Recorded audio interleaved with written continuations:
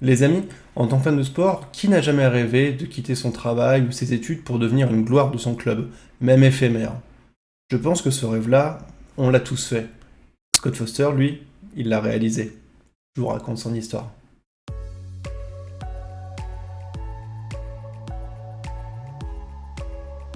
Les amis, bienvenue dans ce nouveau format intitulé Les folles histoires. Ce sera un format un peu différent de ce que je produis d'habitude, avec un focus sur des anecdotes, des histoires insolites, des petits moments cachés du sport, et on commence aujourd'hui avec le numéro 1, Scott Foster.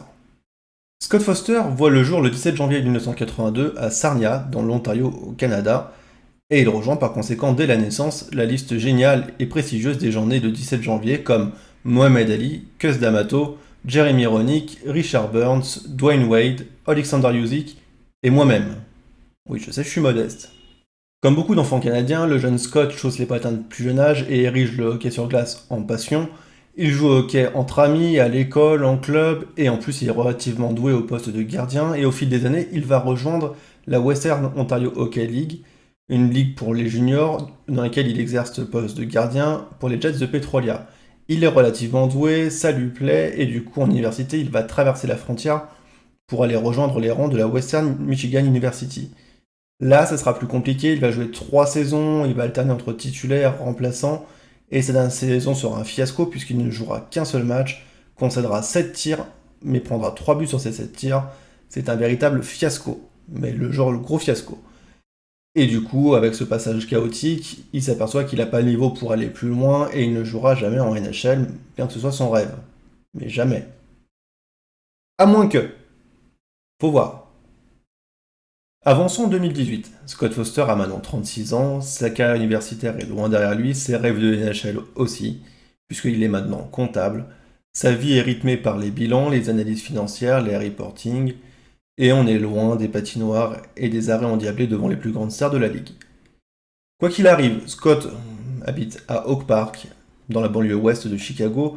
C'est la ville de naissance entre autres d'Ernest Hemingway, de Ludacris, de Johnny Galecki et Diamond Shumpert.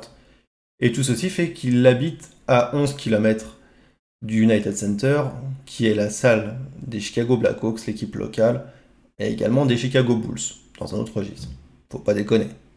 En NHL, il y a une règle particulière qu'on ne retrouve pas dans les autres sports collectifs, c'est la règle des e-bugs. Emergency, backup, goalie en français, gardien, remplaçant d'urgence. Qu'est-ce que ça? C'est très simple, pour chaque match, chaque équipe doit aligner 2 gardiens. Un titulaire, un remplaçant, ce sont des joueurs professionnels, c'est exactement la même chose que ce qu'on peut trouver en foot. Sauf qu'en hockey, le poste de gardien, c'est assez particulier, c'est un équipement spécial, c'est des mecs qui patinent juste devant toi, des palais qui peuvent arriver de 120 à 150 km/h, voire plus. Donc, on peut pas mettre n'importe qui, il faut des gens qui ont un petit peu d'expérience, qui ont déjà joué à ce poste, que ce soit en junior, en universitaire ou dans des ligues entre amis. Donc, les équipes font appel pour chaque match à des bénévoles qui acceptent, sous couvert de suivre le match en tribune de presse et d'intervenir au cas où d'être bénévole pour jouer potentiellement avec l'équipe. Donc, les gens sont souvent intéressés, ça permet de suivre le match, d'avoir un petit dîner pas dégueulasse. Les gens sont plutôt contents. On l'a dit tout à l'heure, Scott Foster habite à 11 km du United Center.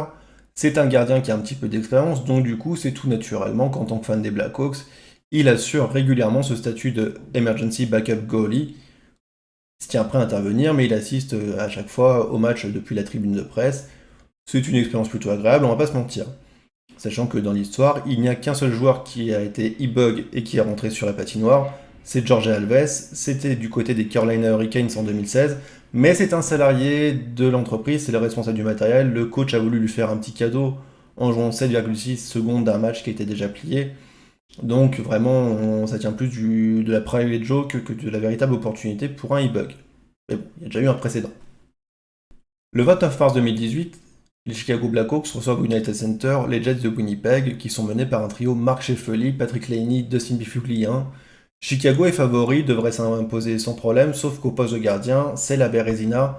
Corey Crawford, le titulaire, qui est aussi le gardien des 2 dernières Stanley Cup, blessé, commotion jusqu'à la fin de l'année. Son remplaçant Anton Forsberg, qui devait débuter, se blesse à l'échauffement. Et du coup, c'est un tout jeune gardien de 23 ans, Colin Delia, qui va débuter la rencontre et jouer par la même occasion son premier match en carrière. Compliqué. C'est donc dans ce contexte particulier que Chicago va débuter la rencontre. Colin Delia titulaire qui débute sa carrière et sur le banc un emergency backup goalie Scott Foster puisqu'il n'y a plus personne d'autre de disponible ce soir-là. Chicago va pas être perturbé plus que ça puisque au bout de 2 périodes ils vont mener 6-1. Winnipeg tentera un bref retour en mettant un but au début de la dernière période, mais il reste 14 minutes à jouer, le match semble plié à 6-2, mais Colin Delia va se blesser, il va être victime de crampes, et il va devoir laisser sa place à Scott Foster. Là, ça l'exulte, puisque bah, évidemment l'histoire est magnifique. Les médias sont contents parce que ça leur fait une belle petite histoire à raconter. Scott Foster, 36 ans, 0 match en NHL, qui débute alors qu'il était comptable et qu'il a fait des bilans comptables la matinée. Incroyable mais vrai. Mais l'histoire est belle, reste encore à la convertir sur la patinoire, puisque faut-il être à la hauteur de l'événement. Et Scott Foster va être plus qu'à la hauteur sur les 7 tirs qu'il va concéder.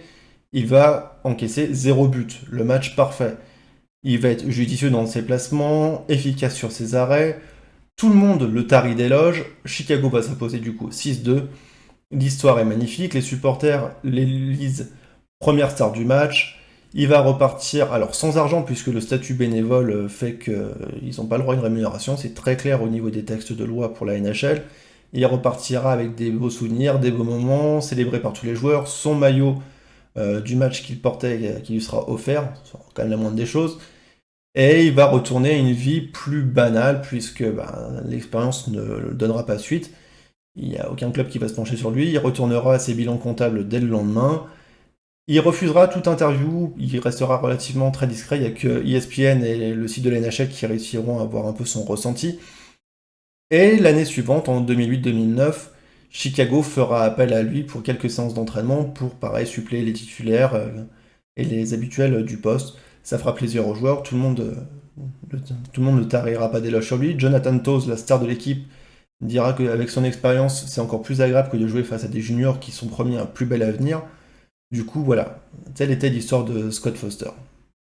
Et voilà les amis, c'est déjà la fin de la vidéo, j'espère que celle-ci vous aura plu, que vous aurez pu découvrir cette histoire pour ceux qui ne la connaissaient pas. Quoi qu'il arrive, n'hésitez pas à me dire en commentaire ce que vous avez pensé, si vous aussi vous avez fait ce fameux rêve de peut-être devenir un joueur pro en quittant votre travail ou vos études.